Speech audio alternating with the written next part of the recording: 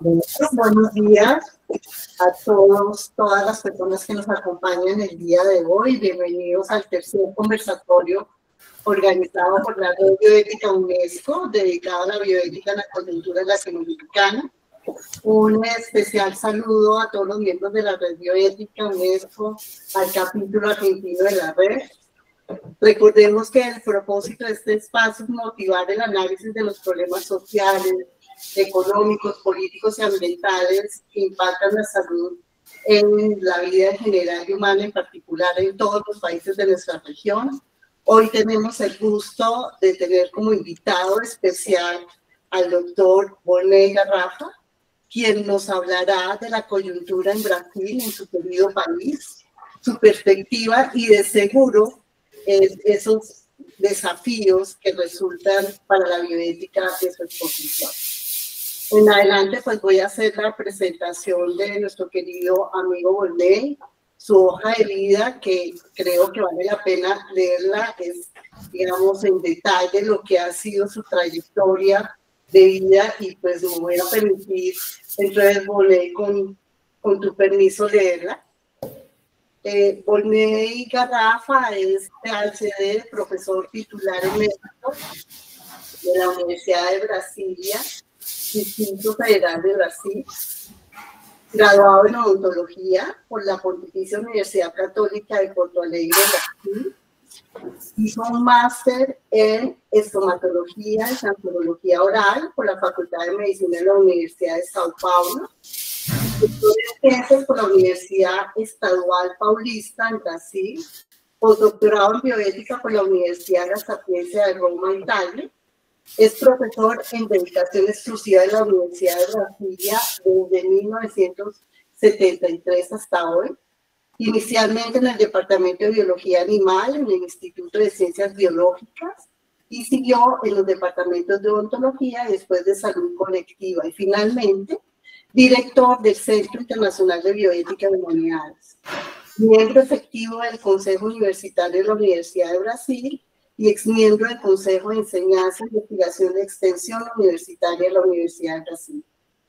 Fue el fundador y después coordinador de la Cátedra UNESCO y del programa de posgrado de maestría y doctorado de bioética de la Universidad de Brasilia.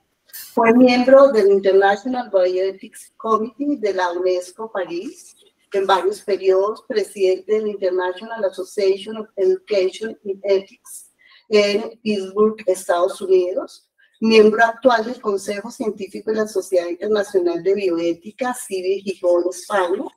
Es miembro fundador y primer presidente de la Red Latinoamericana del Caribe de Bioética de la UNESCO, nuestra red, desde el 2003, y su actual director de Asuntos Internacionales, director de la revista Red Bioética y editor de la revista brasileña de bioética. Tiene más de un centenar de publicaciones, 305 artículos publicados en revistas indexadas, 22 libros, 104 capítulos de libros. Fue tutor, orientador de 38 tesis doctorales, 23 disertaciones de maestría y 52 monografías de especialización en bioética, salud pública y estomatología. En el pasado fue presidente de la Sociedad Brasileña de Estomatología, coordinador del Programa Nacional de Prevención y Diagnóstico Precoz del Cáncer Oral del Ministerio de Salud de Brasil, cofundador y presidente del Sindicato de Profesores de la Universidad de Brasilia, subrector de Extensión Universitaria de la Universidad de Brasilia, cofundador y primero presidente del Foro Nacional de Subrectores de Extensión de las Universidades Públicas Brasileñas, fundador y coordinador del Grupo de Estudios de Investigaciones en Bioética de la Universidad de Brasilia, fundador y coordinador de la Cátedra UNICIO de Bioética de la Universidad de Brasil, miembro titular de la Comisión Nacional de Ética e Investigación del Ministerio de Salud, CONEP, presidente de la Asociación Brasileña de Bioética, miembro de la Comisión Nacional de Estudios sobre Genoma Humano, coordinador del Comité de Ética e Investigaciones con Seres Humanos de la Universidad de Brasilia, coordinador del Comité de Ética Animal del Instituto de Ciencias Biológicas de la Universidad de Brasilia, presidente del Seed World Congress of Bioethics y miembro fundador desde el 2003 y primer presidente de nuestra red. Bueno, Volney, ¿qué más? Volney, tu vida, tu trayectoria. Te damos entonces la palabra. Antes, pues recordarles que tenemos un formato y este formato de presentación consiste en que Volney introduce su presentación en la perspectiva, digamos, de la bioética en su país, en Brasil, unos 20, 30 minutos. Yo voy a permitirte avisarte cuando te queden unos 3 o 5 minutos, trataré de hacer lo más discretamente posible. Y a continuación les damos la palabra a cada uno de ustedes. Les pediría que apaguen sus micrófonos para que no vaya a haber interrupciones. En este momento tenemos algún micrófono ahí que está interrumpiendo. Y si quieren pueden alzar la mano. Si tienen la cámara abierta, pues los podré ver. Si no, pues la manita, no sé si esto sí tiene una manita para poder identificarlos. Siéntanse libres, bienvenidos, bienvenidas todas, a disfrutar. Gracias, Constanza. ¿Puedo empezar? Sí, señor. Empieza, por favor.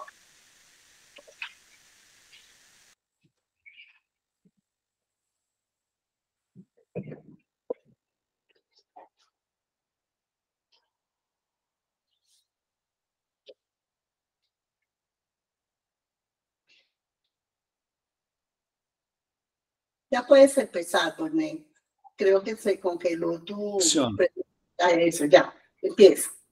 Ah. ¿Ya me escuchan? Ya te escuchamos.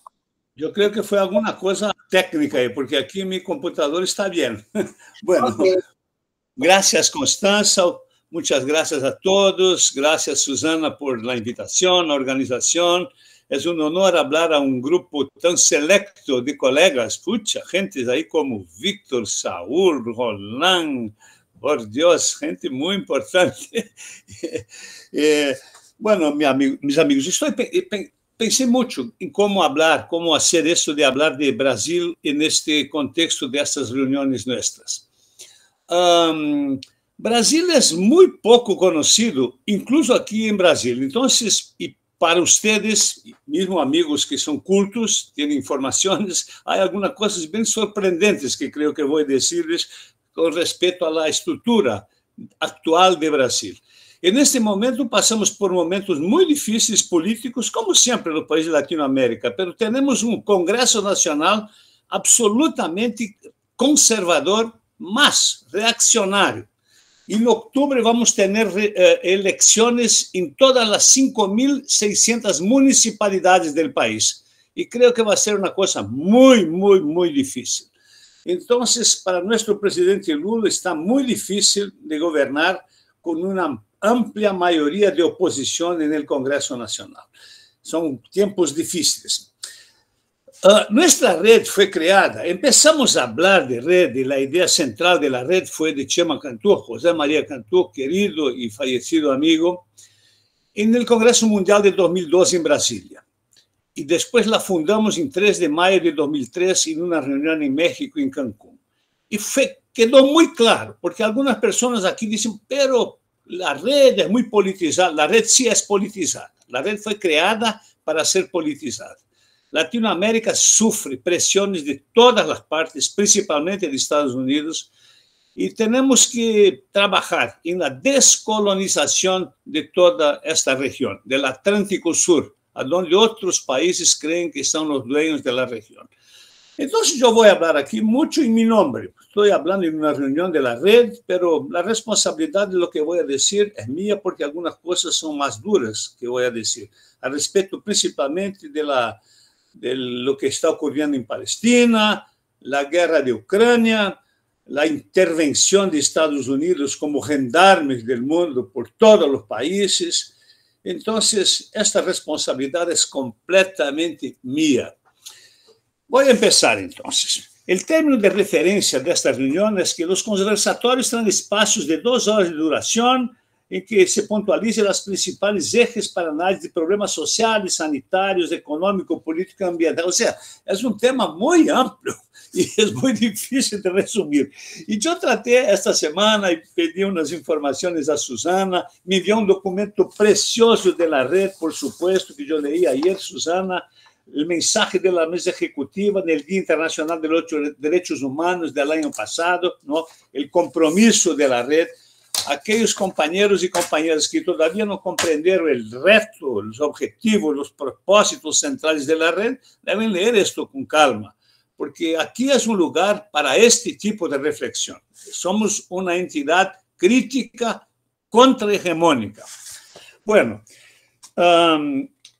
como el tiempo no es muy largo y el objetivo es de conocer lo que se pasa en algunos de los países de la región, hoy en el caso de Brasil, bajo la óptica sociopolítica y además escuchar a los compañeros y compañeras con relación al tema, voy a dividir mi breve presentación en dos grandes partes. Como Brasil, a pesar de ser un país de grandes proporciones geográficas y poblacionales, es poco conocido por los demás países de la región con respecto a algunas de sus características internas. En ese sentido, la primera parte de mi presentación, entonces, será presentar algunos datos y características básicas de Brasil, especialmente en lo que respecta a los siguientes aspectos utópicos. Primero, cultura e história. Segundo, economía y política. Tercero, educación, ciencia y tecnología. Y cuarto, salud. O sea, es muy difícil de agregar todo.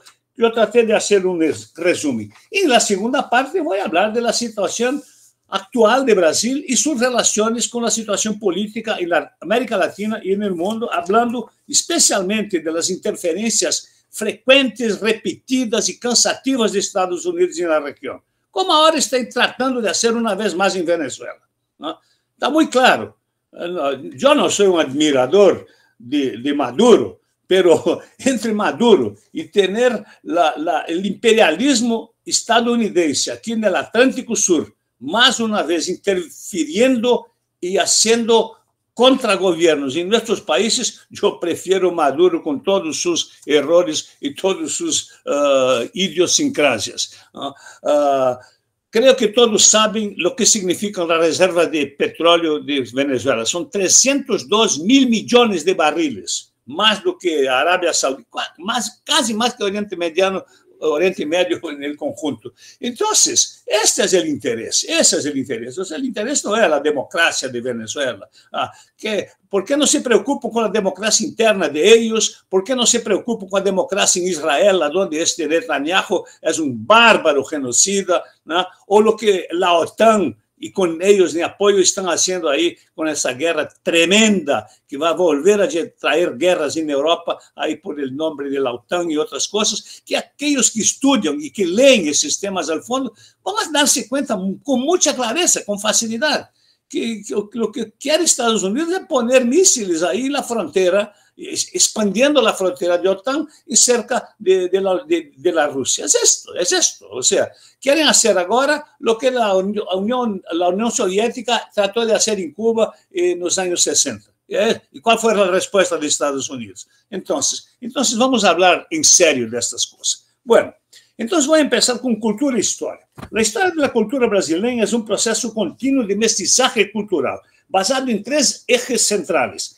El ameríndio, el que vivía acá y que era el dueño de las tierras, el ibérico, Portugal básicamente, un poco de España, y África, mucho, más de 4 millones de esclavos africanos que aquí aportaron en Brasil, sumando a todas las influencias latinoamericanas y migratorias fronterizas ocurridas a lo largo de los siglos. Inicialmente portuguesa, desde la descubierta de Brasil en el año 1500, y después especialmente las migraciones italianas y alemanas en el siglo XIX y la japonesa muy fuerte en el siglo XX. Toda esta mezcla de tradiciones crea una cultura única que es el sello distintivo del país en sus artes visuales y escénicas, en la literatura, en la música, en la agricultura, la alimentación, entre tantas otras áreas. Como su superficie territorial supera los 8,5 millones de kilómetros cuadrados y su extensión territorial de Brasil alcanza más de 4.400 kilómetros del norte al sur y más de 4.300 kilómetros de este a oeste, es un milagro que el idioma que se habla en el país es el único, el portugués. sobre todo porque en algunas zonas que hoy forman parte del país pertenecieron a otros países, ¿no? Como Acre, que es una región muy cercana de Bolivia, que Brasil la compró y que fueron conquistadas o negociadas a lo largo de los siglos. El idioma, así, es uno de los sustentáculos de la unidad nacional brasileña. Hay diferencias de tonos de una región a otra, pero se habla el portugués de arriba hacia abajo. En Brasil, el regionalismo se da de manera muy amplia, ya que está influenciado por diferentes pueblos, debido al gran mestizaje que ha existido en el país desde el inicio de la colonización portuguesa. La estructura étnica brasileña está compuesta por una diversidad muy grande, con culturas y descendientes indígenas, africanos y europeos, siendo los indígenas los originarios del país. Este mestizaje, que hace que la apariencia fisionómica de los brasileños sea muy diversa, hace con que el pasaporte de Brasil sea muy buscado a nivel internacional, especialmente entre personas que procuran falsificar documentos, porque hay gente de todo tipo de cara en Brasil. ¿Cómo se formó la población brasileña? Cuando los europeos llegaron, en 1500, su población nativa estaba probablemente compuesta por 2,5 millones de indígenas. ¿Se dan cuenta cuánta gente existía aquí? Entre el año 1500 y 1808, cuando los reyes portugueses huyeron de Napoleón Bonaparte y vinieron a Brasil, alrededor de 500,000 portugueses llegaron al territorio brasileño.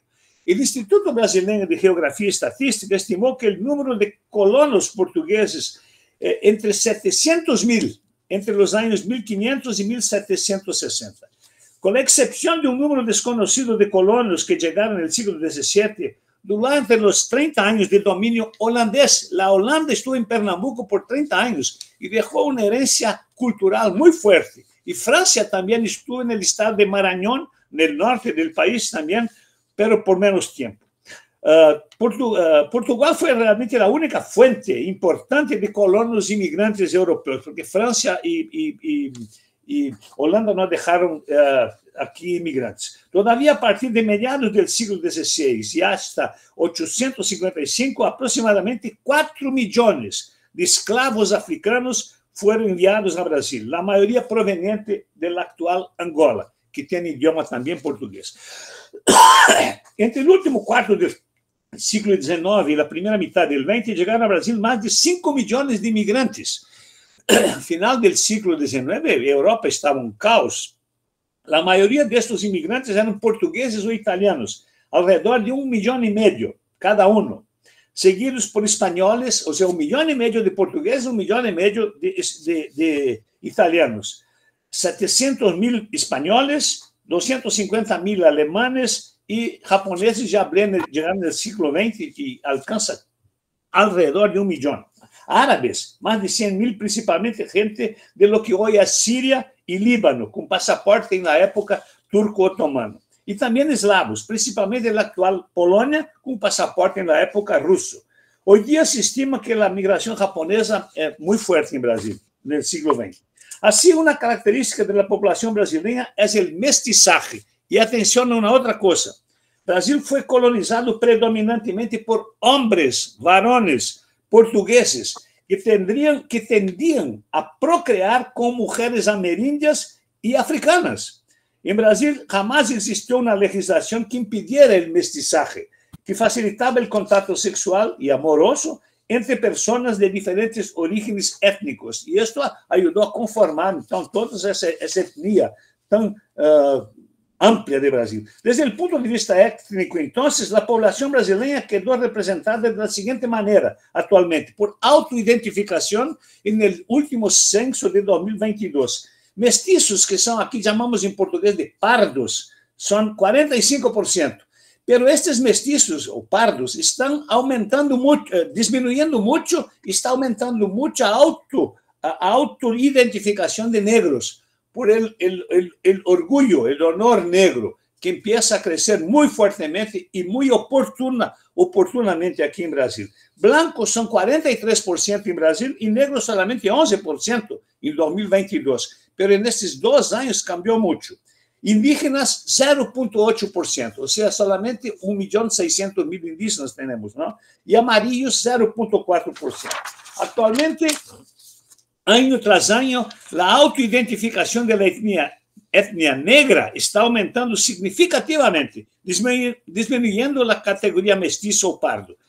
Los negros brasileños luchan día a día por reconocer su valor y visibilidad social. Y el racismo en Brasil, debo decir con toda clareza, es hoy legalmente un grave delito no fiable en Brasil. Se van a la cárcel.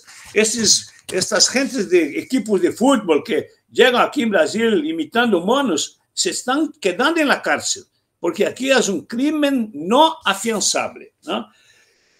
Todo eso empezó en Brasil en el inicio del siglo XX, aquí en mi universidad, Universidad de Brasilia, un proyecto de Rita Segato, eminente antropóloga argentina, mi amiga, y su ex marido, José Jorge de Carvalho, que establecieron el proyecto de cuotas para negros y indígenas en las universidades brasileñas.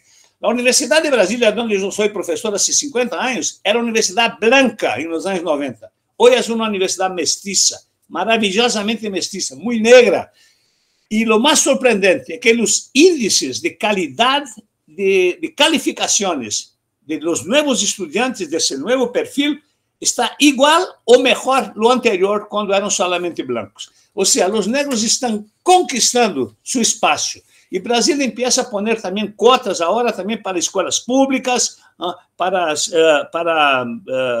grupos LGBT, para personas con discapacidades físicas. La cultura indígena. En pleno siglo XXI, la inmensa diversidad de pueblos indígenas que viven en el país es muy poco conocida. Se estima que en el momento de la llegada de los europeos, hace 500 años, había más de 1.000 diferentes comunidades indígenas en Brasil, pueblos, sumando de 2 a 4 millones, dicen 2,5 millones, 2.800.000 indígenas.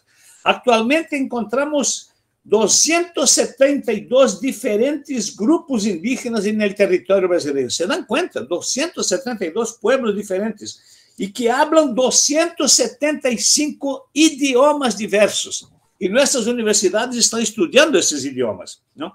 Según el censo de 2022, ¿no?, el Brasil tiene alrededor de 1.700.000 indígenas autodeclarados en esas etnias, ¿no? Y además, creo que Brasil es el único país del mundo que todavía tiene pueblos aislados, ¿creen ustedes? ¿No? Según los datos de la Fundación Nacional de los Pueblos Indígenas, existen 115 evidencias de existencia de pueblos aislados en la Amazonía brasileña, que son aquellos grupos en que esta FUNAI hasta el momento no ha podido contactar. Pero no se sabe a ciencia cierta quiénes son, dónde están, cuántos son y qué idiomas hablan. ¿Se dan cuenta ustedes?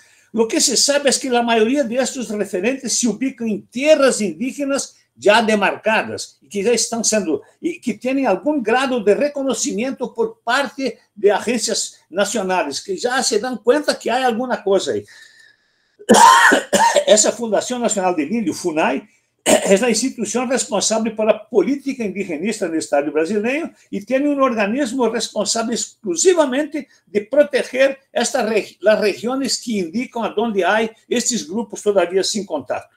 Esse é um claro exemplo da diversidade cultural, econômica, etc., representada em Brasil. Em plena era moderna, é o único país do mundo onde todavia há pessoas que não han entrado em contato com a atual civilização, entre comillas, e que, ao mesmo tempo, por exemplo, é o país com... Brasil hoje tem a tecnologia mais avançada do mundo, não sei se vocês sabiam, para a fabricação de aviões de mediano porte, de 110 lugares, e agora empiezam a vender para 190 passageiros, não? Y también para la extracción de petróleo de aguas profundas, Brasil tiene la tecnología más avanzada del mundo. O sea, tenemos las dos cosas muy cerca dentro de ese territorio tan grande. Segundo punto, educación. El índice de analfabetismo en Brasil sigue alto, 7%. O sea, hay 11 millones de personas todavía, mayores de 15 años de edad, todavía analfabetas. A respeito de educação, não sei, eu estou chamando aqui de escolaridade, hablamos escolaridade em português, não sei se existe essa palavra em espanhol, escolaridade, que é a educação, não? Em 2023, 95% das pessoas entre 6 e 14 anos assistiram à escola primária em 2023. tasa por debajo de la meta de 95%. O sea, está ahí, cerca de 95%, 94,6%. El 55% de la población de 25 años y más había completado la educación básica de 9 años que tenemos en Brasil. 55% solamente, con más de 25 años. Y la tasa de escolarización de los niños de 4 a 5 años alcanza 93%. El porcentaje de personas con educación secundaria completa, que en Brasil son 3 años el secundario, aumentó al prácticamente 31% en 2023. Educación superior. La tasa de matrículas en Brasil es de 17,7%, o sea, que significa que entre 18 y 24 años de edad, prácticamente 18% de la población está en la universidad. Essa cifra está por debaixo da meta do Plano Nacional de Educação, que prevê 33%. Estamos muito baixo, por la mitad, ¿no? Em 2023, a meta se alcançou só entre os blancos. Os blancos alcançam a meta de 36%, ou seja, em la universidade. Os negros estão agora começando a chegar na universidade. As universidades brasileiras se destacam por el buen, excelente volumen de produção científica no país e em relação à América Latina. Em um ranking recente de QS, Quarelli Simons, empresa que evalúa a educação superior no mundo, 9 das 10 universidades melhor ubicadas neste ranking são instituições brasileiras. Pero, aqui a crítica, o país... hay que mejorar mucho la calidad. Tenemos una productividad muy alta, pero las publicaciones no son en las mejores y más calificadas revistas del mundo en su mayoría, ¿no? El país cuenta hoy con 4.400 programas de maestría y doctorado, de posgrado en todo el país. Tercero punto, entonces, lo que estoy dispuesto aquí a hablar, economía y política. Brasil tiene hoy una población de 212 millones de personas. Su organización territorial se divide en 5 grandes regiones: sur, sudeste, centro-oeste, noreste y norte. Su estructura política comprende 5.600 municipios, municipalidades, 26 estados o provincias y un distrito federal, que es la capital del país, Brasilia. La Cámara de Diputados tiene 560 diputados, representantes de todos los 26 estados y del Distrito Federal, y el Senado tiene alrededor de 25 senadores. El Producto Interno Neto de Brasil, yo creo que se dice Producto Interno Neto, ¿verdad? En 23 fue de 2,2 mil millones de dólares. Los 5 estados con mayor Producto Interno de Brasil son São Paulo primero, segundo Rio de Janeiro, tercero Minas Gerais, cuarto Rio Grande do Sul, quinto Paraná. Por lo tanto, todos del sur de Brasil.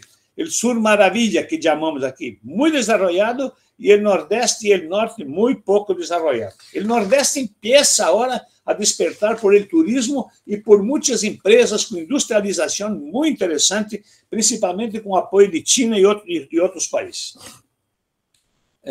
La perspectiva del crecimiento del Producto Interno Neto para 2024 es de 2,8 al 3%. O sea, creemos que va a llegar a 3%, porque está subiendo un poco. Está bien, estamos bien en ese sentido. Y la prensa brasileña todos los días diciendo que el país va mal, que va mal, que va mal. El desempleo está en 7%, es bajo. La inflación está baja también, 4%, ¿no? Y el Producto Interno creciendo bien. Pero las críticas son impresionantes. Ingreso per cápita. En 2024, la renta media per cápita en Brasil era de unos $370, es muy baja. O sea, hay una muy mala distribución de renta. Es uno de los grandes problemas del país. Una mitad muy pobre y una minoría muy rica, ¿no? Sin embargo, el ingreso per cápita es muy variable, dependiendo del rango de ingreso.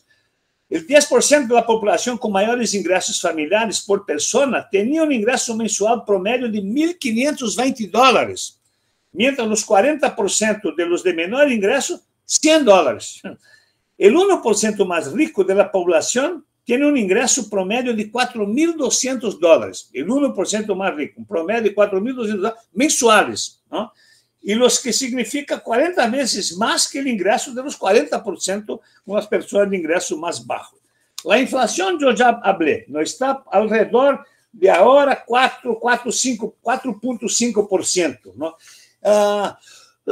A partir do plano econômico do real, da nova moneda brasileira, do final do século XX, a inflação do Brasil, o máximo chegou a 10,5% e a mais baixa 3%. Ou seja, estamos oscilando. ¿No?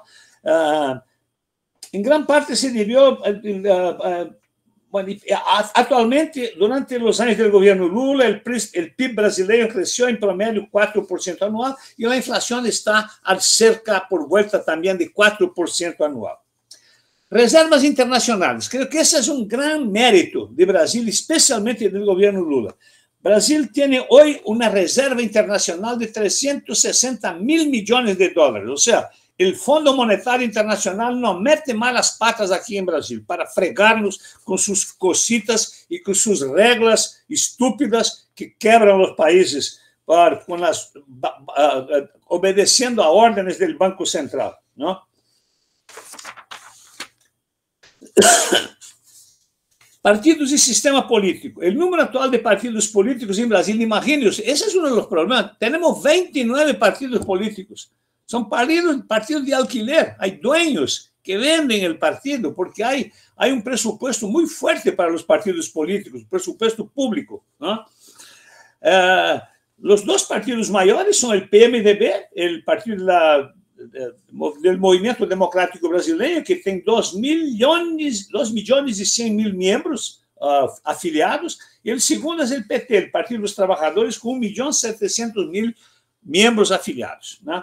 E a novidade eleitoral recente em Brasil é que agora é possível que os partidos hagam federações de partidos. E a maior, neste sentido, é a federação que se chama Brasil Esperança, com 2,4 milhões de afiliados, onde se juntam o Partido dos Trabalhadores, o Partido Verde e o Partido Comunista de Brasil. O número de eleitores maiores de 16 anos de idade aptos a votar são, escutem ustedes, 155 milhões de eleitores, ¿no? E o voto é obrigatório. O sistema eleitoral brasileiro funciona muito bem e temos um Supremo Tribunal Eleitoral que cuida exclusivamente, durante todo o tempo, permanentemente, dos temas eleitorais. Industrialização. Apesar dos avanços no campo industrial, sigue sendo um exportador Brasil de commodities, lamentavelmente, matérias-primas, especialmente do campo agropastoril e mineral. A industrialização sofreu um retrocesso tras o golpe de Estado de 2016, porque em 2016, em Brasil, houve um golpe de Estado patrocinado por Estados Unidos e derrubaram a presidenta Dilma Rousseff, democraticamente elegida, por um absurdo de medidas dentro deste Congresso Nacional corrupto que temos, com deputados muitos de extrema-direita.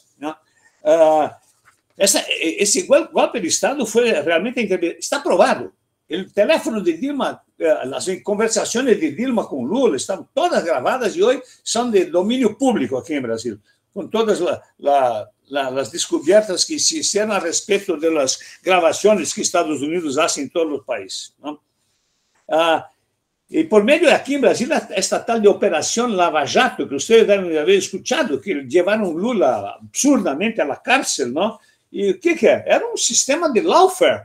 Todos os juízes da Lava Jato de Brasil foram entrenados por a CIA de Estados Unidos, né? E por a Justiça de Estados Unidos para ser todo um lawfare aqui em Brasil.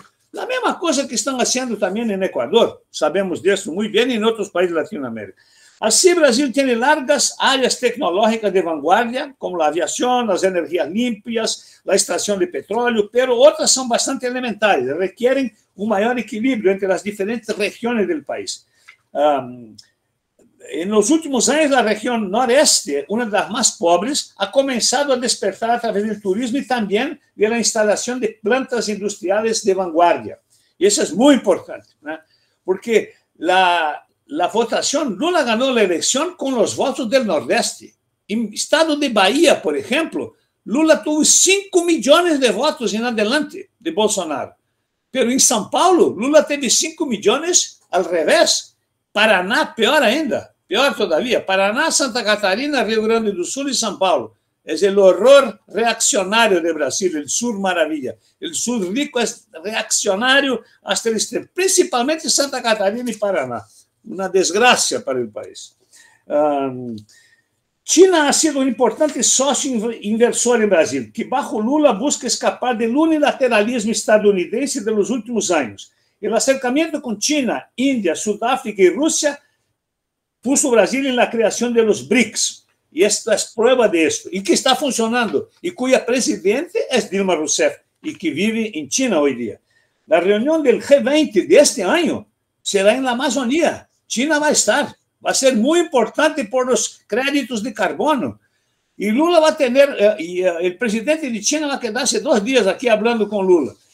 La idea política de Lula es no alejarse de Estados Unidos, pero aproximarse de China. Así queremos ser amigos de los dos y vamos a hacer negocios con aquellos que nos van a favorecer.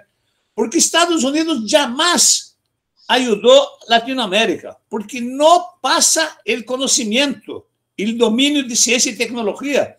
Y los chinos están empezando a pasar conocimiento para nosotros, ¿no? Y eso es muy importante. Entonces, no es una solidaridad exploratoria, es una solidariedad cooperativa. Realmente, así como está en el artículo 13 de la Declaración de Bioética de la UNESCO, solidaridad y cooperación, y después beneficios compartidos, que está en el artículo 15 de la Declaración, ¿no?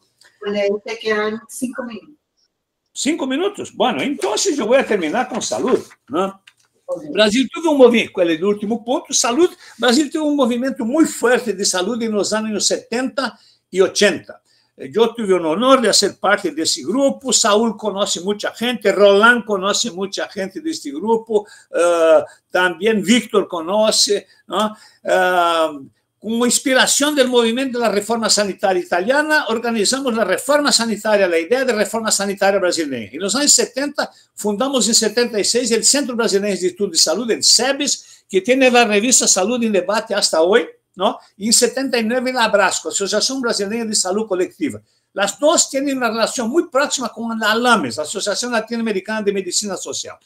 Estos grupos empezaron a formalizar un documento muy fuerte, ideas muy fuertes de una reforma sanitaria brasileña. Y todo eso se canalizó en la llamada 8ª Conferencia Nacional de Salud, que se realizó aquí en Brasilia en 1986, con 5.500 delegados elegidos en las municipalidades. Fue una cosa extraordinaria. O sea, esta conferencia salió con un peso político muy fuerte y los diputados que ya estaban convocados para la Asamblea Nacional Constituinte y la Constitución nueva fue homologada en 1988, tuvieron que incorporar las ideas progresistas del movimiento sanitario brasileño en la Constitución. Por eso que la Constitución brasileña está escrito ahí que salud es un derecho de todos y es un deber del Estado.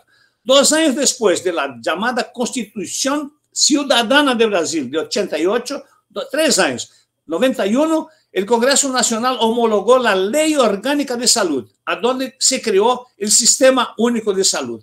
Y aquí voy a terminar la cosa de salud porque mi tiempo ya se va, para reforzar que si no fuera el SUS de Brasil, que es muy elogiado incluso por revistas como Science, Lancet, ya hicieron números especiales sobre el SUS de Brasil. Y les cuento después rápidamente un cuento para que comprendan exactamente lo que es esto. Si no hubiera el SUS en Brasil, tendríamos el doble o el triple de muertes en la COVID. Tuvimos 700.000 muertes, 710.000 muertes. Brasil tiene hoy 2.8% de la población mundial, con sus 212 millones de habitantes. Y Brasil contribuyó, entre comillas, con 11% de las muertes por COVID. Porque nosotros tuvimos aquí un gobierno genocida, un gobierno criminal de Bolsonaro que desestimuló las vacunas, dejó de distribuir vacunas por el país y además empezó a trabajar la idea de una prevención, de la actividad preventiva con cloroquina, hidroxicloroquina, ivermectina, etc. Y peor, con el apoyo del Consejo Nacional de Medicina, un consejo hoy absolutamente infestado de fascistas, ¿no?, que organizó hace menos de un mes un congreso mundial con la Asociación Médica Mundial aquí en Brasilia. ¿Saben para qué? Para traer alteraciones, sugerencias para cambios en la Declaración de Bioética de la UNESCO. El tema de cambio en la Declaración de Bioética de la UNESCO es un tema de los países, de las naciones, y no de entidades, ¿no? Crearon, por ejemplo, este grupo creó una Cátedra Internacional de Bioética, que es un tipo ahí de Portugal, un tipo portugués ahí que está formando médicos con doctorado en Portugal, todos de derecho, ¿no? ¿Y sabe quién dio este timbre bueno a este portugués?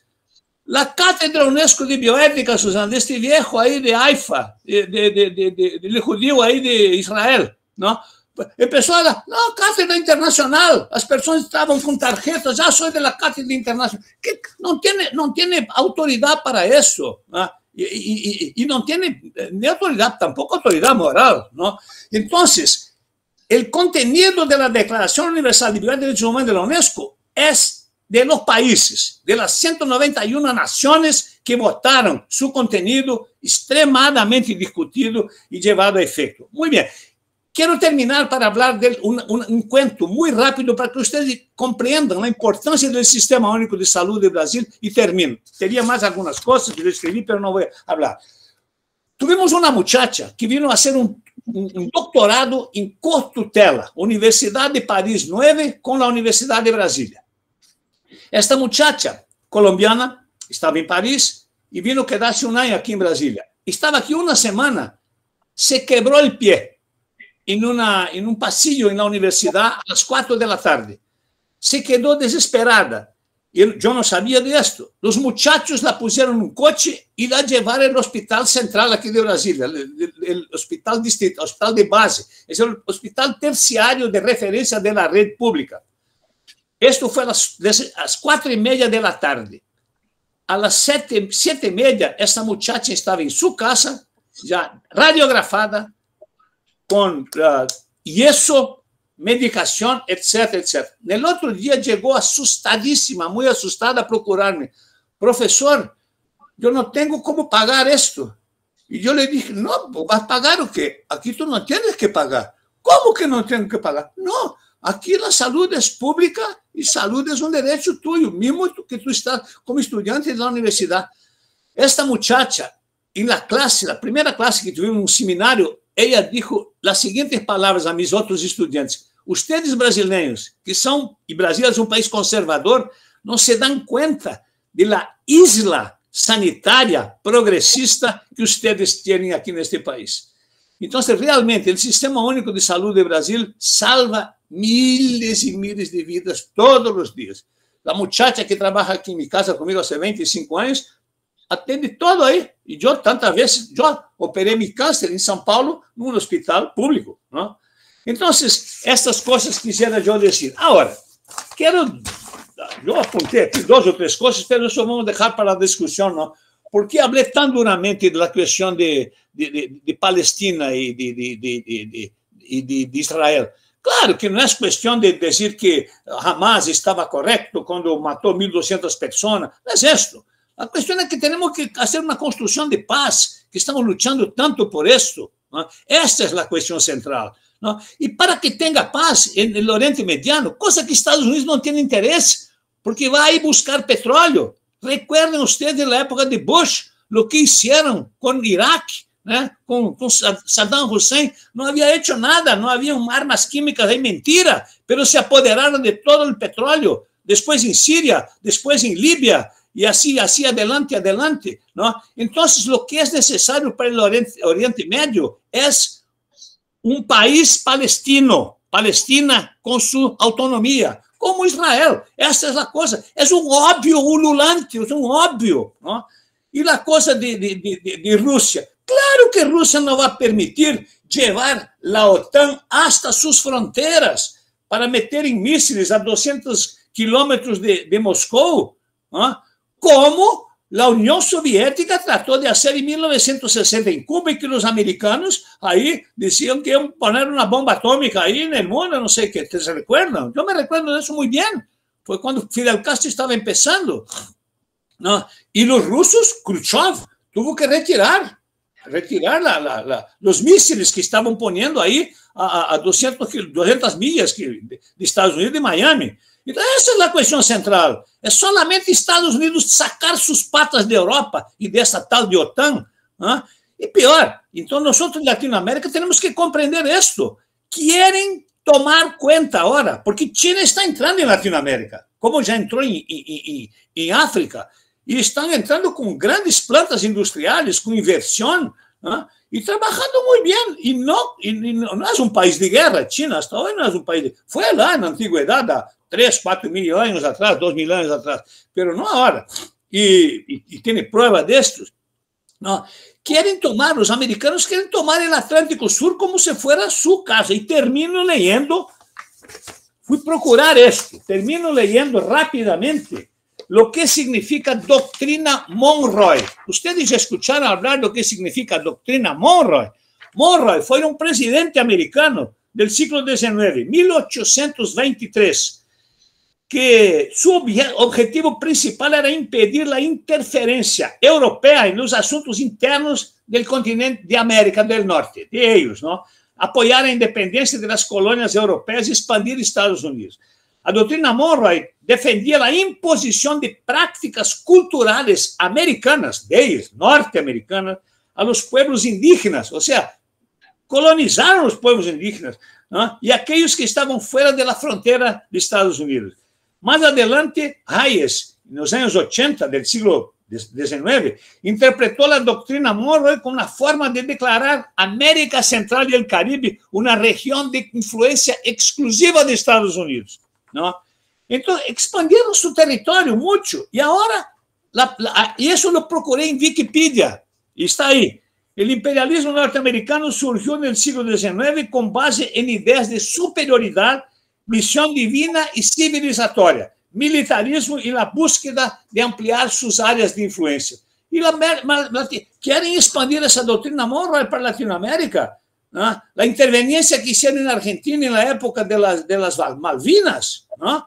Y trayendo a los europeos de Inglaterra junto. Entonces son pruebas, todas las dictaduras fabricadas en los años 60, 70, 80 en Latinoamérica, todas tuvieron las manos, las patas de Estados Unidos, todas, ¿no? La de 64 en Brasil, clarísimo hoy, hay miles y miles de documentos. Y ahora la de 2016, cuando derrumbaron Dilma Rousseff con lawfare, a donde la CIA y la justicia de Estados Unidos, por medio de welfare, de lawfare, estaba completamente involucrada. Entonces, es esto. No es que no queremos Estados Unidos, queremos, pero respetuosamente, y no haciendo como se creen que nosotros somos una colonia para hacer lo que quieren. ¿Cómo quieren hacer con Venezuela? Entonces, malo con Maduro, mucho peor sin Maduro, porque los americanos son mucho peores do que Maduro. Yo no tengo la mínima idea de eso, la mínima duda de eso. Entonces, esas son las ideas que, disculpe que estuve un poco desorganizado, no hice slides, pero son mis ideas. Y bueno, y Brasil está luchando fuertemente a nivel internacional para exactamente acabar con esa monolateralidad, porque antiguamente había una guerra fría, Estados Unidos y Unión Soviética. Acabó la Unión Soviética, Estados Unidos se quedaron únicos. Tienen más de 1000 unidades militares esparramadas por el mundo. ¿Por qué eso? Porque claro que colonizar el mundo. Aquí basta. En Latinoamérica ya estamos hartos de esto, porque intervinieron en nuestros países, intervinieron en todos nuestros países. Bueno, gracias a mí, me disculpe por mi entusiasmo ahí, por mi fuerza, porque realmente son cosas que me molestan mucho en esa altura de la vida. Gracias. Te escuchamos con mucha atención. Fue una gran presentación, impresionante el conocimiento que tienes de tu país, la emotividad que te lleva a hacer una buena política. Somos conscientes de eso y te felicitamos por ese activismo que siempre te ha acompañado. Entonces, bien, damos comienzo a las preguntas. Si hay alguien, lo puede hacer. ¿Quiénes son las manos? Susana, sí, por favor. Bueno, yo agradecer porque la verdad que el panorama fue muy relevante, más allá de las cuestiones propias de Brasil, que fueron muy informativas, han sido muy importantes para entender cuáles son, digamos, los factores que pueden determinar una afectación en la vida y en la salud de distintas maneras, que es de algún modo lo que intentamos hacer cuando construimos agenda, decimos, ¿no? Queremos una agenda diferente para la bioética y creo que esta presentación ha sido muy rica en ese sentido. A mí me gustaría, he visto que está también Marianela Barcia del Uruguay, bueno, gente de Argentina, de Colombia y de otros países, que comentara, Volney, lo que ha pasado con en el campo de la salud, específicamente con el intento de modificación de la regulación en ética de la investigación en el país y sobre todo de diluir la CONEP. Y lo digo esto porque ayer precisamente estuve hablando con Marianela Barcia de una embestida muy fuerte de la industria para el Uruguay, para hacer digamos, disolver la resolución ministerial que regula los aspectos éticos de la investigación en el país. Ella nos podrá decir luego, y sé que lo mismo ha estado pasando en distintos países después de la pandemia. Entonces, si quisieras hacer un breve comentario sobre el tema de ética de la investigación y la influencia de la industria farmacéutica, otra vez hablando del imperio, decíamos, ¿no? Muchas gracias. Gracias, Susana. Bueno, si quieres volver, hay varios comentarios en el chat, pero creo que sería bueno escucharte desde el que tiene Susana, y seguramente tenemos varios de los que estamos aquí. Saúl también alzó la mano. ¿Prefieres contestar a Susana o prefieres escuchar a varias intervenciones y luego participar? Yo creo que es mejor abrirnos, ¿no? Para las personas hablarem, ¿no? Y ahí está Fernando Helmut hizo un trabajo completo al respecto de lo que ocurrió en Brasil. Solo para que las personas sepan, Brasil cambió completamente el Sistema Nacional de Regulación Ética en las Investigaciones. Fue una lucha lograr crear el sistema CEP, que son los comités de ética e investigación, y hoy Brasil tiene más de 900 comités locales de ética e investigación y una comisión nacional. El sistema realmente tenía problemas de funcionamiento, muchos problemas. Por ejemplo, después que se transformó mucho en un cartório, que daban el ok y después no seguían las investigaciones. Fernando puede hablar mucho con seguridad de eso, porque hizo un trabajo muy fuerte ahí con Claude aquí en la red y también anteriormente con Núria Omedes, la querida amiga Núria Omedes. Y ahora el gobierno brasileño va a tener un plazo de, creo que eran 3 meses, ahora ya son menos de 2 meses, para hacer un proyecto de ley para cambiar todo. Vamos a crear, Susana, comités independientes dentro de las industrias, hospitales privados, van a hacer lo que quieran. Ya lo hacían de alguna manera, lo controlaban de algunas formas, porque aquí, ustedes saben, la Latinoamérica son investigaciones de interés comercial, fase 3 y 4, más que todo 3. No hay nada de nuevas moléculas de inversión en la investigación en Latinoamérica. Y ahí, Susana, por esto que es importante que comprendamos las cuestiones sociales de nuestros países. Mira, y yo iba a dar un ejemplo que no tuve tiempo, aprovecho, ¿no? La región de los Jardines, Víctor conoce muy bien, la región más rica de la ciudad de São Paulo, los Jardines, ahí, Víctor, ¿no? El promedio de vida es de 79 años. A 30 kilómetros de ahí está la ciudad Tiradentes, donde el promedio de vida es 54 años. Por nacer una diferencia de 30 kilómetros, 25 años de vida, un cuarto de siglo, ¿no? El nordestino pobre vive 30 años menos que una persona del sur de Brasil rico. Entonces, para la investigación, eso es fundamental, ¿sabe por qué? Agarra, por ejemplo, Río de Janeiro. Tú tienes clase A internacional de la región sur, Ipanema, Leblon y Copacabana. Y allí, la bajada fluminense, a 20 kilómetros, Nueva Iguazú, Belfort Roxo, tú tienes cuarto, o sea, tiene África. Así que es muy barato de hacer la muestra. Y así es Lima, así es Buenos Aires, así es Bogotá, así es Latinoamérica. O sea, una área de investigación libre para estas instituciones. Entonces, Brasil flojó completamente, ¿no? Y esa es una cosa, el culpable es Lula. No alcanza a entrar en esto, porque el Congreso Nacional homologa todo. ¿Ah? Es muy complicado. Y después es importante escuchar a Fernando y Susana, y gracias por levantar ese tema, porque Brasil tenía era de cierta manera una referencia regional en ese aspecto, con todos sus problemas. Pero ahora realmente se fue, lamentablemente. Y hubo errores. Yo peleo hace 8 o 10 años que deberían instrumentalizar todos los comités de ética, son 15, 20 mil personas, para fregar sus diputados y sus ciudades, para hacer presión política, o sea, militancia activa. No, la CONEP trabajó solamente con manos limpias. Ocurrió lo que sabíamos todos que iba a ocurrir. Entonces tienen culpa también por su pasividad y por su cobardía. Bien, hay 12 solicitudes de palabra, entonces le vamos a dar primero la palabra a Saúl y luego a Víctor Benzazar, escuchando esas intervenciones antes de la respuesta de Borney. Sí, Saúl, bienvenido. Muy buen día para todos y para todas.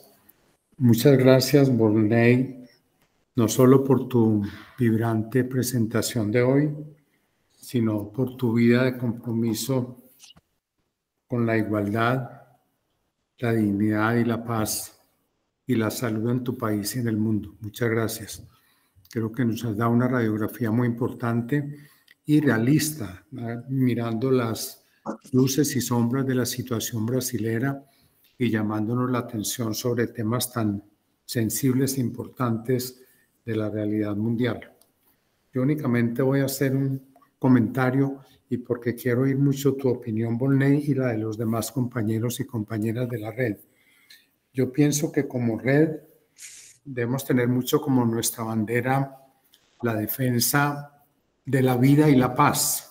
Y quiero colocar este tema, no sé, Borney, ¿tú qué piensas? Que porque hoy ante estas presiones de la guerra, entonces nos centramos ahí. Y creo que todo este trabajo en el fondo lo que buscamos es la defensa de la vida, no de la vida en abstracto, sino de la vida digna, la vida que parte del reconocimiento de la igual dignidad humana de todos los seres humanos y a un nivel ya de estados de un reconocimiento de la soberanía, de la dignidad, digamos, de los distintos estados. Y creo que además la cuestión de la paz pasa no solamente por la no guerra, sino por algo tan fundamental como esta cuestión del respeto al DIH. Justo estamos cumpliendo los 75 años de los acuerdos de los convenios de Ginebra y yo les confieso que yo nunca había visto tan pisoteados, tan burlados el DIH como lo que estamos viendo en este momento, sobre todo en Gaza.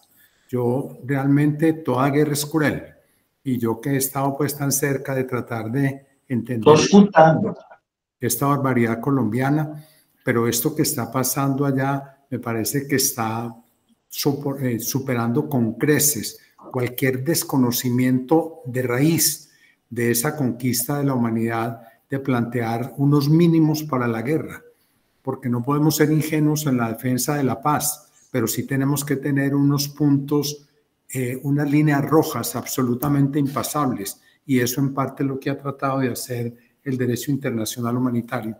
Entonces quería, Borney, y quiero oír tu opinión sobre esto, que creo yo que como red bioética debemos mantener siempre como esa bandera de esa defensa de la vida y la paz. Insisto, sin ingenuidades, sino con contenidos concretos y en ese sentido, y apoyar también, creo que en tu discurso fue muy importante la cuestión del multilateralismo, que me parece que es algo que hoy tiene especial relevancia y que creo que en los países, tanto los grandes como Brasil, como los medianos como Colombia, como los más pequeños como Haití, creo que en todos los países debemos tratar de ir convirtiendo esto en bandera de lucha y como en un blanco, en una meta importante. Era lo que quería señalar. Hay muchísimas cosas. Yo tuve la suerte de estar cerca en Brasil en el momento luminoso después de la 8ª conferencia y para mí eso me cargó de energía que todavía me dura y ahora esto me renueva, pero insisto, por respeto a la palabra de los demás compañeros, termino aquí. Muchas gracias. Gracias a ti, Saúl. Entonces, si quieres, le damos la palabra a Víctor Volney antes de escuchar, por favor. Sí, perfecto, claro. Vamos a escuchar a Víctor también. Es un gusto escuchar a Saúl, Víctor. Absolutamente, absolutamente. Pero yo quería simplemente decirte que todos los conceptos tuyos que has vertido los comparto 100%. Así que no quiero perder tiempo en por supuesto, lo que planteó Saúl también. Es decir, la vida y la paz es fundamental, obviamente, para la bioética y para todos los seres humanos. Yo lo que quería era tener una visión un poco más política de lo que está sucediendo en Brasil. Estoy muy preocupado por el movimiento bolsonarista. De eso prácticamente no mencionaste nada. ¿Cuál es el peligro real de que este individuo, ya sea él o sus subalternos, retomen poder en Brasil? ¿Y cómo ves tú este conflicto que ha aparecido entre Elon Musk y uno de los jueces de la corte con respecto a los dictámenes que el juez está dando con respecto al uso de las redes sociales en forma creando noticias falsas, discursos de odio, etcétera, etcétera? Él ha ordenado, el juez, silenciar muchas, como cientos de estas transmisiones, a lo que, por supuesto, como dependen de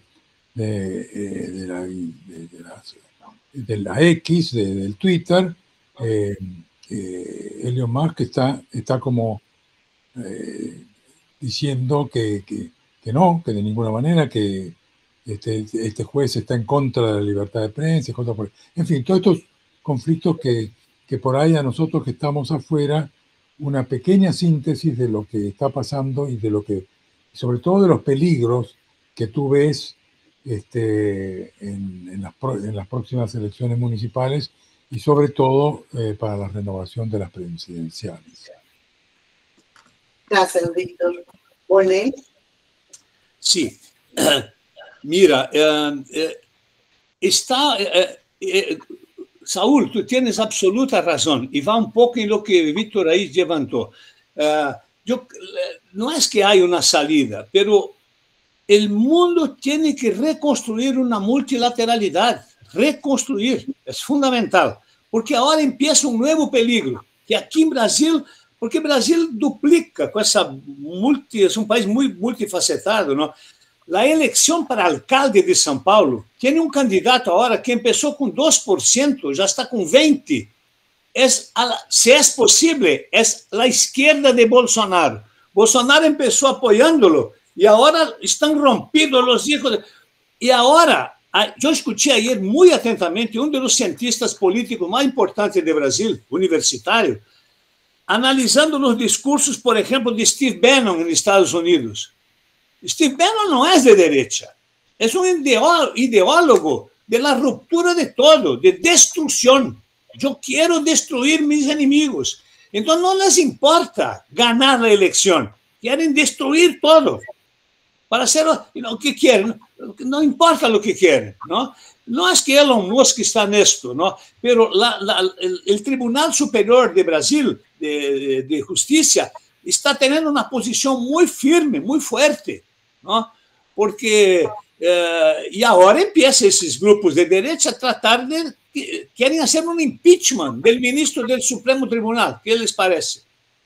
Y es una posibilidad, Víctor, porque ellos tienen un grupo de centro, que es más de centro, es de derecha, se llama Centrão, que comanda el Congreso de Brasil, ¿no? Hay la izquierda, hay la extrema derecha y este Centrão. se mueve para acá y para allá, por dinero, ¿no? Y ahora, el Congreso Nacional, en el gobierno de Bolsonaro, el sistema presidencialista brasileño no es más presidencialista, es un semipresidencialismo, que empezó con ese sinvergüenza de Michel Temer, que fue el traidor de Dilma Rousseff, y después con Bolsonaro. El Congreso Nacional tiene hoy casi 30% del presupuesto del país. Lula no manda más del presupuesto. Ellos hacen, se llaman enmiendas parlamentarias. Y hay unas enmiendas que se llaman enmiendas secretas. O sea, mandan dinero. Y esto que el Supremo Tribunal entró semana pasada en contra. Dice, no, tiene la Constitución arriba de todo. ¿A dónde va el dinero? ¿Para quién va? ¿Para qué va a hacer? ¿No? Y esa es la discusión. Ahora, en este momento, entonces, me da una pena de Lula, porque es muy difícil de manejar esto, ¿no? Entonces, él trata de trabajar las cuestiones aquí de Latinoamérica, con el Mercosur, UNASUR, ¿no? El G20, que va a ser ahora en Belém do Pará en noviembre, ¿no? Entonces, dialogando. Él habla con Biden muy bien. Al teléfono hablan y Lula lo trata bien. Y los tipos lo quieren. Obama lo quiere a Lula. Pero Obama lo quería a Lula, pero lo escuchaban en el teléfono. Tu teléfono estaba bajo control de la CIA, ¿no? Entonces, estos son los amigos. Entonces, trabajar no sentido de evitar una coalición, perdón, una colisión más fuerte y tratar de construir. Yo creo que el BRICS es una forma de empezar. Ahora es difícil porque aquí empieza a fortalecer Latinoamérica. De repente gana Milei en Argentina. Empieza todo otra vez, ¿no? Uruguay también derecha, ¿no? Paraguay derecha, ¿no? Entonces se queda Lula, Colombia, el de Chile también ya quiere ser neutral ahí, la izquierda chilena, ¿no? Que no es el MIR, el Movimiento Izquierda Revolucionaria, que es otra idea, ¿no? Entonces la izquierda chilena siempre fue una socialdemocracia de centro, ¿no?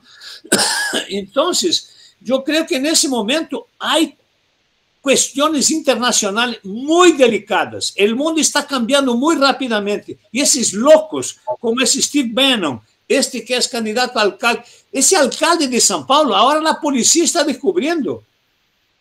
Es ligada al peor, es la mafia brasileña de bandidos, el PCC, primer comando de la capital, la mafia de drogas y todo eso, ¿no? Río de Janeiro, los últimos 6 gobernadores de Río de Janeiro están en la cárcel. Y el que está ahora ya está en el camino también. Los 6. Entonces, termino con esto.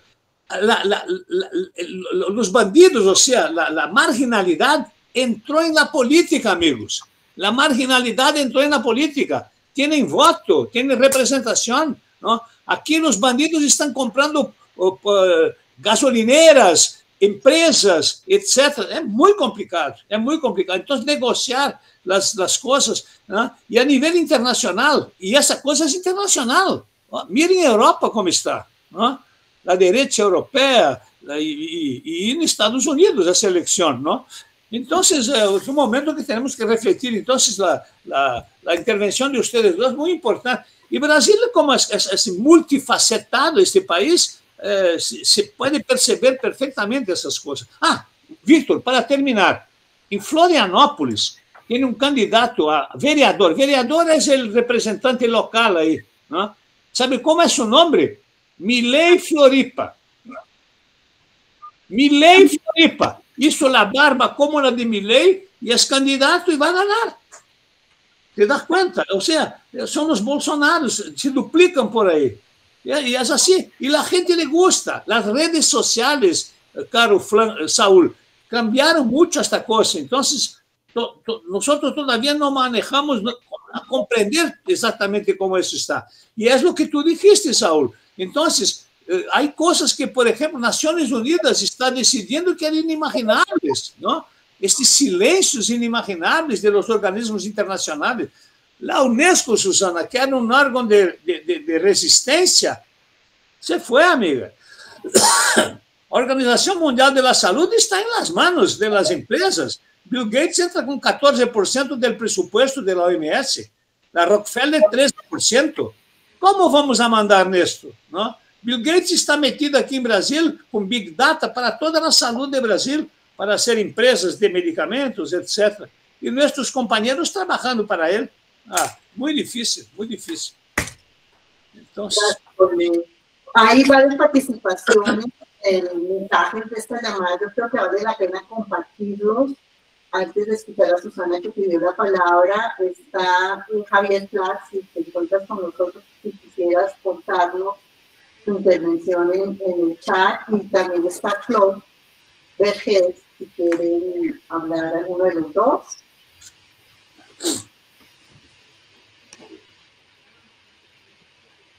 Javier salió, ¿eh? Javier salió porque tenía clase. Él puso pues que te agradece mucho y plantea que en Argentina, luego de haberse desendeudado, se están endeudando nuevamente, ¿no? Inexplicablemente. Él plantea, pues me parece muy importante, añadiendo a lo que tú estás también contando de esa tendencia que hay, que es una tendencia realmente que nos está avasallando como región en América Latina y el Caribe, que esto habría que verlo en ese sentido, y me parece que es fundamental esto que la red está haciendo en relación a poner sobre la mesa pues estas situaciones que nos están atravesando a todos. Y Claude, ¿te encuentras?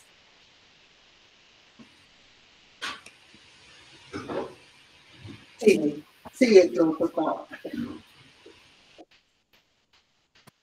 No, en el comentario de Nacho que hablaba de la generala Richardson, era, y lo que decía un poco Volney, eso muy activo en la región, y con una sonrisa del Partido Demócrata, que aparente ser buena gente, pero acá en Panamá ya dijo, y el gobierno lo retomó, que somos la frontera sur de Estados Unidos para los migrantes. Y Panamá está encargado de repatriar migrantes desde Panamá. Somos ya para que no pasen más a Costa Rica, México y todo. Y eso lo están haciendo activamente. Fuerza conjunta Panamá-Estados Unidos. Según los tratados que nosotros logramos en el 79, que para el canal, la recuperación del canal y todo, no debe haber base militar extranjera en Panamá. Entonces ya no lo hacen donde son visibles y puede haber manifestaciones en contra, sino que lo hacen en la jungla del Darién, a la frontera colombiana, para vigilar a Colombia y vigilar a los migrantes, el pretexto, ¿no? Pero ahí sabemos que ven todo y eso le permite hacer cosas. Eso por una parte. De la parte política, que tenemos un gobierno totalmente entregado, estamos peor que Puerto Rico, porque y está en la mente que el bienestar económico es la alianza con los gringos, aunque hay a veces contradicciones porque se quiere hacer un tren que vaya de Costa Rica a Colombia, y para eso los chinos han hecho unas propuestas muy interesantes, y entonces el gobierno americano está presionando para que no sea compañía china. Entonces hay contradicciones mínimas así, pero no afectan en general. Y del otro lado, en la cuestión de salud, de las preguntas de Susana, estamos preocupados porque se quiere hacer un hub farmacéutico con producción de medicamentos y atracción de compañía farmacéutica, y eso está llevado por el gobierno de la Secretaría de Ciencia, y para eso quieren reformar la ley 84, la ley de ética de investigación, que fue una ley consensuada que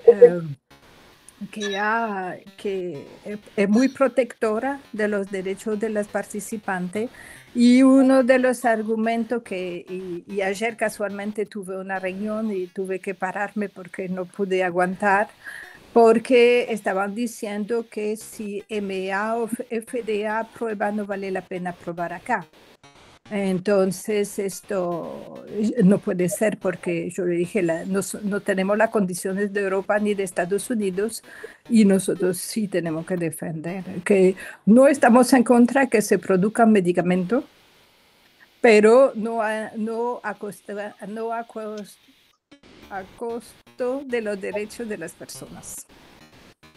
Eso es que me encantó, Volney. Ahí estaba una preocupación, Volney. ¿Cuál es el margen del gobierno para las poblaciones indígenas, la protección de la población indígena y la Amazonia? Porque yo veo que los terratenientes le quieren quitar sus derechos territoriales. Sí, sí. Gracias, Flor. Si quieres, escuchamos Volney a Susana y continuamos con Susana. Gracias, Flor. Tu micrófono, Susana. Yo quería sumar un poquito a lo que se viene diciendo, de alguna manera, antes que la gente se empiece a ir, porque cuando empieza el debate muchas personas se van. Me importa mucho que quede, más allá de toda esta presentación que es súper interesante de Volney, que quede clara cuál es el vínculo que todo esto que se mencionó tiene con nuestra práctica en el campo de la bioética. Porque es como si fuera un otro tema, Volney lo dijo, ahora se habla de política, después vamos a volver a hablar de la bioética, de la ética biomédica y de las cosas prácticas, cosa que piensa muchísima gente. Entonces a mí me parece que tenemos que poner en claro, esto no debería ser una cuestión solo de la red bioética, debería ser una perspectiva de la bioética para la región latinoamericana. En algo lo mencionó Saúl hace un momento también, de comprender cuál es el impacto que tiene el avance de las derechas y del sistema neoliberal de mercado llevado a su máxima expresión en todos los campos de la existencia. Quiere decir esto que cuando vamos a analizar cualquier tema, tenemos que tener en consideración esto, y desde ya cuando analizamos cuestiones como la guerra y la paz, de lo que habló Saúl, tenemos sin lugar a duda que comprender cuáles son los mecanismos que determinan la muerte de miles y miles de personas y que tienen en realidad poco que ver con las causas que se suelen enunciar en los medios masivos que nos llegan a nosotros, ¿no? Los medios de prensa que bombardean nuestras cabezas, como dice Volney, nuestro cerebro, para que creamos o veamos una realidad. Entonces, en esa perspectiva, a mí me parece que hoy, como nunca, la bioética está llamada a hacer una reflexión muy profunda de estos aspectos que tienen que ver con la guerra y la paz, que tienen que ver con la desigualdad global, que es una consecuencia clara del avance del sistema neoliberal de mercado en el mundo entero, y la desigualdad produce muertes, que tiene que ver con los migrantes, de lo que estaba hablando Claude, que no es un problema aislado, que lo podamos ver sin tener en consideración todas las condiciones geopolíticas, y que tiene que ver con una cantidad enorme de situaciones que se van dando, como el avance de la industria farmacéutica, particularmente de la mano de las directivas de la FDA en nuestra región. Cada uno de estos temas es gigante. Yo también quiero recordarles que hicimos un pronunciamiento en diciembre, que es el que mencionó Volney, y ahí me parece que tratamos de presentar esta agenda sin agotar los temas que son gigantes, sino decir, va por aquí el debate. Así que yo quería dejar esto planteado, porque desde la red hemos asumido un compromiso muy fuerte en este sentido, y creemos que tiene que ser de alguna manera reproducido por todos los miembros de la red. Nada más. Gracias, Volney. Te escuchamos. Tu micrófono, Volney. Gracias, Claude y Susana. Claude, esa cuestión de la demarcación de las tierras indígenas, ¿no? es una cosa de las más delicadas aquí en Brasil. La Constitución de 88 definió que los indígenas tienen derecho a una demarcación de áreas y ahora eso está muy fuerte, está bien. Pero los años del gobierno Bolsonaro es muy amigo de los mineradores y entran por ahí, ¿no? Ahora, en el gobierno Lula, por ejemplo, en Roraima, que es en el norte, en frontera con Venezuela, ¿no? Ya derrumbaron un montón de aviones ahí, ¿no? Lamentable, porque los indígenas ahí son los Yanomamis, ¿no? Es el grupo mayor, son 23, 24 mil, porque están todos ahí, ¿no? Están sufriendo mucho porque los ríos de la reserva están todos con mercurio, porque utilizan ese sistema muy arcaico, primario, de extracción del oro, principalmente, y de otros metales, ¿no? Entonces, están tratando, pero son áreas geográficas inmensas. Y hay algunos grupos indígenas, es raro eso, pero también venden madera, árboles enteras, ¿no? Algunos jefes indígenas aislados. Pero los indígenas están mucho más conscientes hoy, Claude, ¿sabes? ¿No? Ahora, recientemente, un indígena fue elegido para la Academia Brasileña de Letras, ¿no? Sí, David Krenak, y aquí en la universidad le dimos el título de doctor honoris causa también, ¿no? Es muy bueno, muy bueno. Entonces, esto va dando visibilidad para estos grupos. Y mi universidad, por ejemplo, la Universidad de Brasilia, tenemos cuotas para indígenas. Ellos tienen cuotas, entonces hay muchos indígenas, hay una casa de ellos aquí en la universidad, o sea, empiezan a ser tratados con más respeto, pero estos grupos de extrema derecha tienen un desprecio por estas personas, es impresionante, ¿no?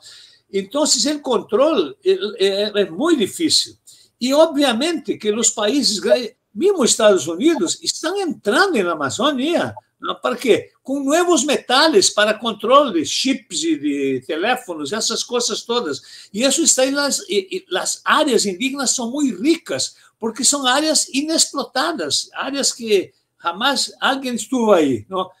Llevaron el oro y la plata de Latinoamérica a donde había gente. Ahora esos lugares ahí no hay gente. Entonces, llegan y es una devastación, es muy difícil, ¿no? Lula está tratando, el gobierno brasileño está tratando, ¿no? de hacer cada vez más demarcación de las tierras indígenas, pero el control, el IBAMA es el organismo que cuida de esto, el Instituto Brasileño de Medio Ambiente, que cuida, hay una policía ambiental, ¿no? Pero son pocos el área territorial es muy vasta. Eso realmente es muy angustiante, esta pregunta que hiciste ahí, ¿no? Tengo muchos amigos que son militantes de esta área y que trabajan en esto, sufren mucho, ¿no? Porque es una lucha muy desigual. Lamentablemente es una respuesta muy poco optimista, ¿no? Claro que los indígenas están estudiando ahora, empiezan a tener más fuerza, se reorganizando, ¿no? Porque los indígenas brasileños son diferentes de otros lugares, viven en la floresta. Viven de la floresta, necesitan del pescado, estas cosas, y quieren vivir así, ¿no? Y tienen derecho. Ahora, yo costumo decir que el gran error, el gran problema de los indígenas es que no habían inventado las notarías, porque si hubiera una notaría, tenían el documento ahí en la mano y no podían, ¿no? Es así. Bueno, muchas gracias, Volney. No sé si quieres hacer alusión a la pregunta que nos hizo Susana.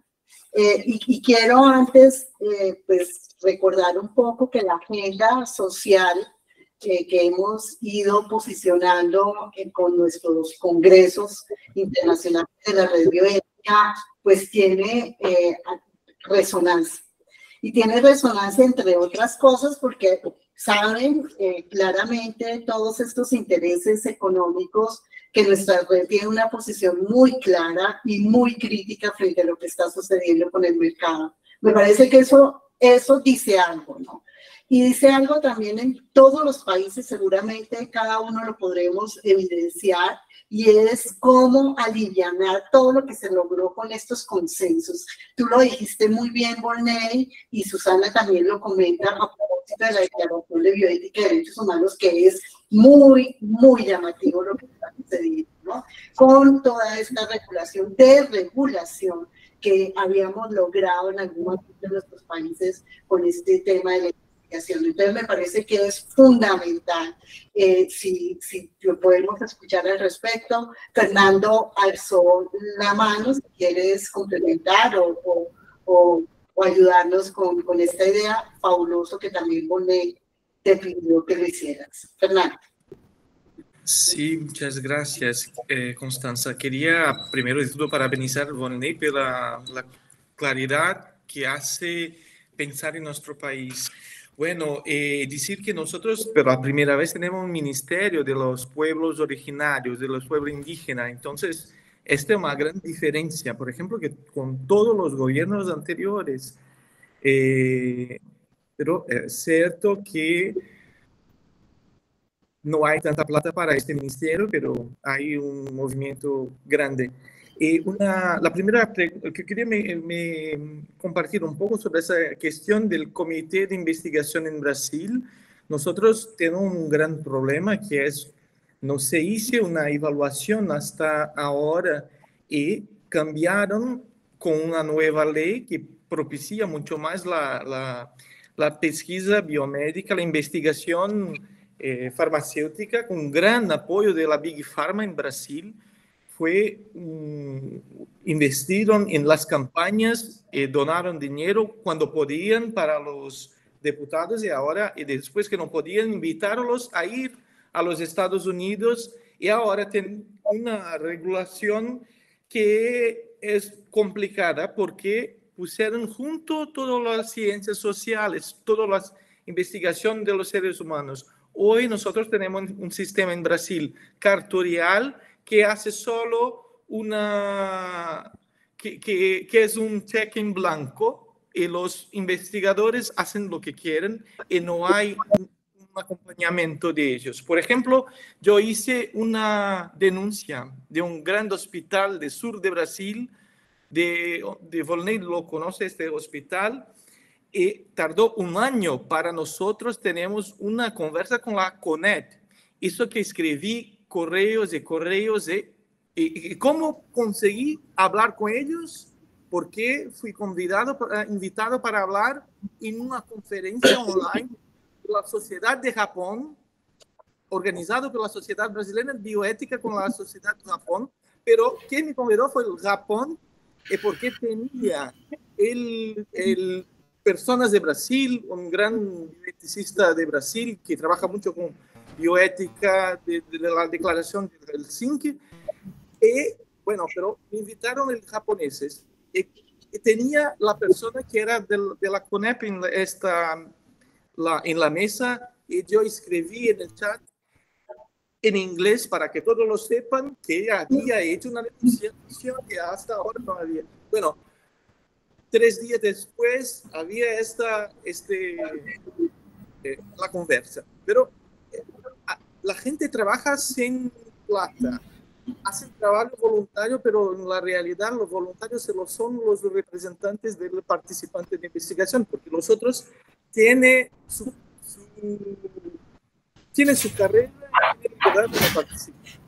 Pero el problema es que hoy es más fácil hacer investigación clínica que hacer investigación social, porque se aplican los mismos criterios. Es un gran problema, no solo en Brasil, toda América Latina es un problema que hay que enfrentar.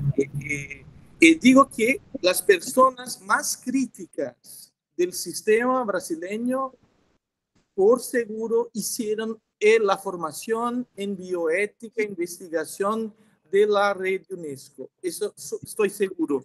Como Josélia, como Silvia, como otras personas que hizo.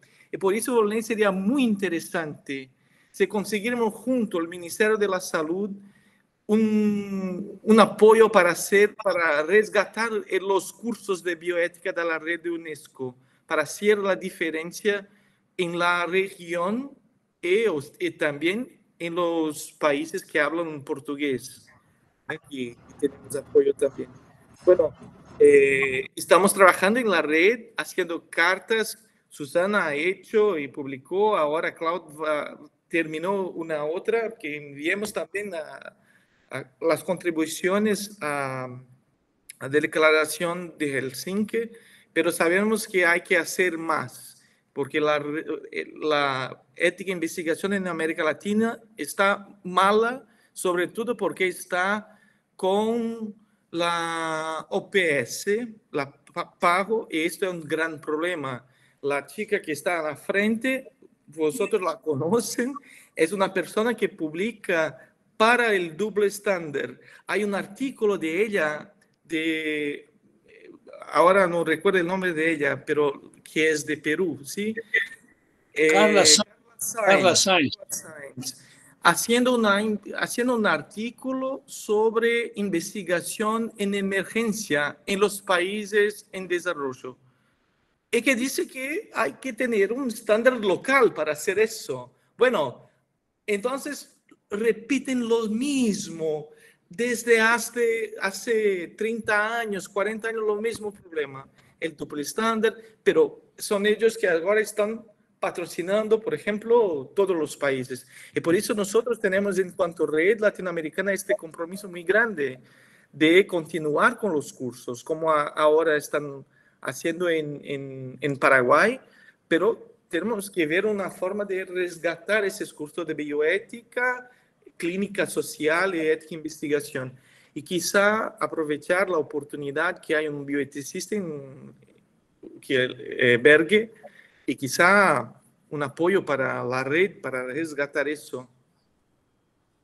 Gracias, Fernando. Yo quiero complementar, en Colombia hubo una moda de llamar dentro de esa capacitación que se hacía a los miembros de los comités de una ética ligera, que había que introducir, digamos, desde ese mandamiento, digo yo, de la industria farmacéutica, de que no tenga ningún tipo de control de lo que se está haciendo.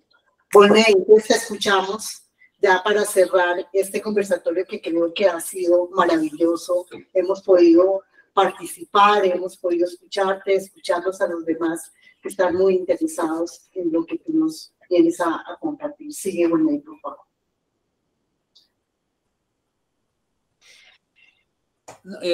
¿La palabra es conmigo ahora? Sí, te damos la palabra.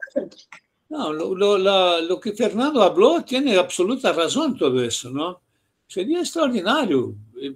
Ahora, es muy complicado. Yo aquí en la Universidad de Brasilia, 20 años, 30 años trabajando con bioética. Los tipos que están en la CONEP, muchos fueron nuestros alumnos. Y tenemos un programa muy ideológicamente comprometido. ¿Qué hablaron? Nada, todos callados, cobardes, ¿no? Cobardes, incompetentes o traidores, ¿no? Yo estoy muy desencantado con esas cosas, ¿sabe? Porque uno trabaja la vida toda y cuando tú estás ahí ya en el final, cuchillo por la espalda y, no, eso aquí es muy complicado. O sea, cada uno cuidando de su pedacito ahí, sus mediocridades, ¿no? Cuidando de sus mediocridades, ¿no? Entonces es muy desestimulante esto. Tú sabes, Fernando, las personas que están lá dentro de la CONEP, muchos fueron alumnos nuestros aquí, ¿no? ¿Y qué? Nadie abrió la boca para decir nada, ¿no? Y el problema mayor es que es gente completamente... no tiene formación, no tiene formación. Ese es el problema, ¿no? Es una cosa que fue muy buena, porque el sistema CEP-CONEP en Brasil tenía relación con el Consejo Nacional de Salud, donde estaba el control social. Pero cometieron el error de que el coordinador de la CONEP tenía que ser un miembro del Consejo Nacional de Salud, sin ninguna formación en ética y en investigación. Se quedó ese Venâncio, un médico de São Paulo, ahí, que jamás hizo una investigación. Una otra señora lá de Mato Grosso, de Campo Grande, ¿no? Una señora que, imagínate, que iba a hacer una investigación, la mujer coordinando, ¿no? Cambiaba las decisiones de los informes, esa señora. Tenemos pruebas de esto. Entonces, es muy desestimulante, ¿no? Porque la cuestión era toda política dentro del Congreso Nacional. Y no se hizo nada en contra políticamente de esto porque las personas no quieren arriesgar nada, ¿no? Su trabajito, sus cositas ahí. Entonces, discúlpenme que en ese aspecto, ¿sí, Fernando? Yo estoy medio... ya luché mucho, ¿no? Y aquí es así. Yo no sé si alguna otra cuestión había sido puesta, pero que no me di cuenta, ¿no? Veo que María Luisa está ahí. María Luisa, un abrazo fuerte, querida amiga. Bueno, muy bien. No sé si alguien más quiere. Tenemos unos minuticos antes de terminar, si quieren participar. Si no, pues agradecerles. Solo quería hacer un comentario cortito, de volver sobre lo mismo, de cuál es, me parece, nuestra responsabilidad como red, y hacer también un llamado a las y los colegas de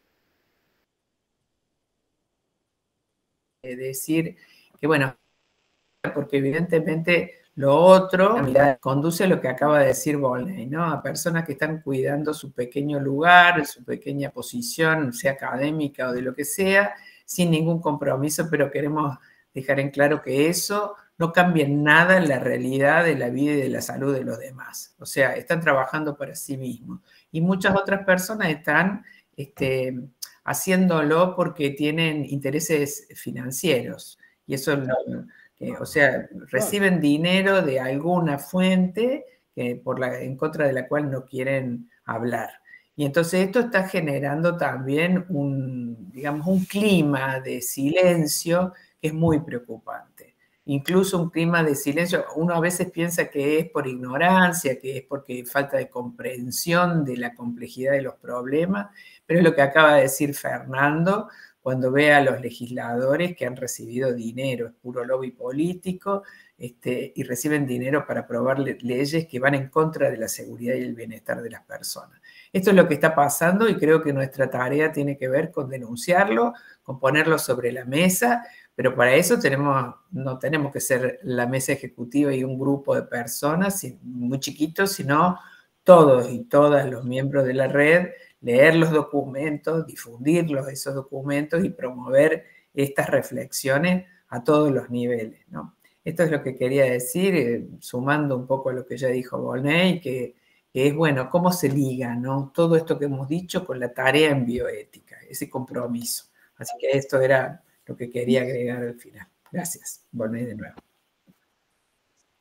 Gracias a ti, Susana, gracias, Volney. En realidad, este espacio es maravilloso para iniciar ese movimiento, creo yo, de poner sobre la mesa todo lo que se está diciendo acá, con argumentos, con hechos, con cifras, como lo hiciste muy bien, Volney. No estamos hablando en abstracto, Saúl lo dijo, hay un contenido que nosotros tenemos que poner, digamos, en común y seguramente estamos siendo escuchados, estoy segura de eso. Muchas gracias a todos y a todas y nos vemos en el siguiente conversatorio dedicado a la versión de Colombia. Un abrazo para todos. Un abrazo, buena tarde. Chao, buenas tardes. Chao a todos. Chao. Gracias, Volney, gracias, Constanza. Gracias a todos. Gracias. Chao.